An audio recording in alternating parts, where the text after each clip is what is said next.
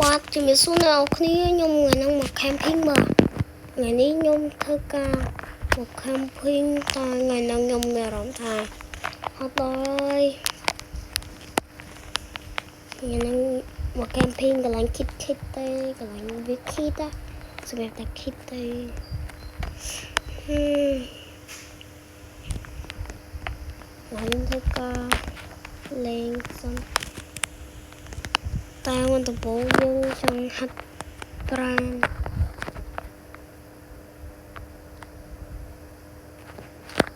ខ្ញុំធ្វើការហាត់ប្រាណតិចសិន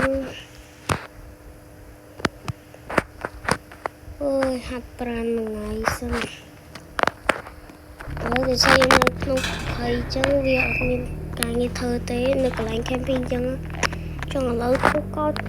ចេញពីកន្លែងនេះចេញទៅមើលផ្ទះគេសិន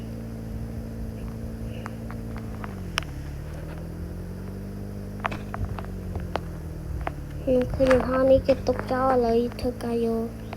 ម៉ូតូយើងយកមកទុកកតាផ្លូវតិចសិនហើយធ្វើការហត់ទៅ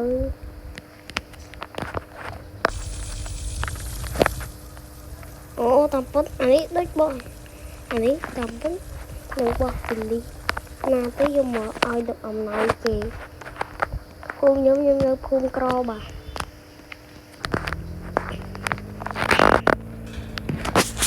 ខ្ញុំក្រខ្លាំងហ្មងដល់ថ្នាក់មក camping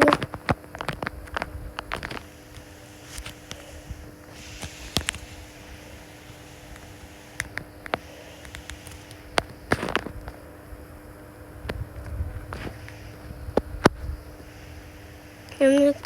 ធ្វើការ stretching តិចទៅឥឡូវ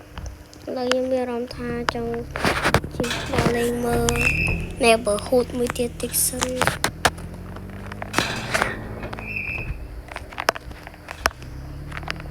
អូយអត់មកទៅមើលខ្ញុំមកទស្សនា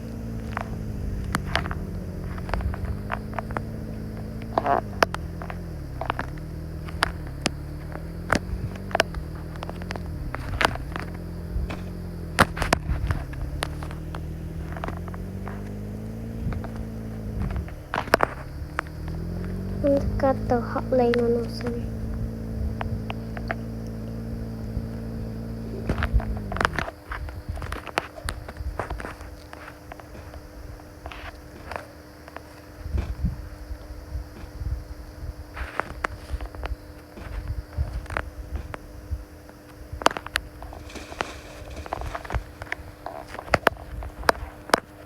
ឥឡូវធ្វើការទៅញ៉ាំ burger តិចសិនburger បាំងខ្ញុំមានអារម្មណ៍ថាថ្ងៃនេះឃ្លានខ្លាំងហ្មងគេឥឡូវ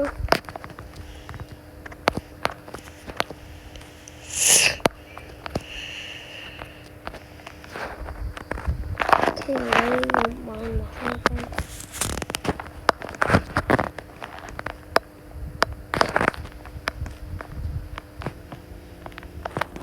ញុំបាយឲ្យគេហើយខ្ញុំស៊ីសិន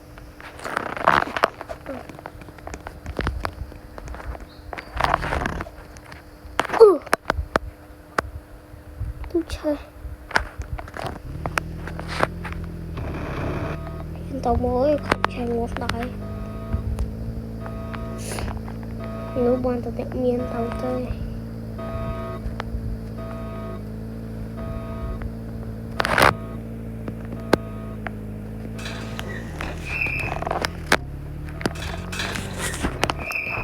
ចឹងខ្ញុំវីដេអូថ្ងៃនេះគឺខ្លីមែនតើសូមអរគុណដែលបានជួយ Goodbye លោក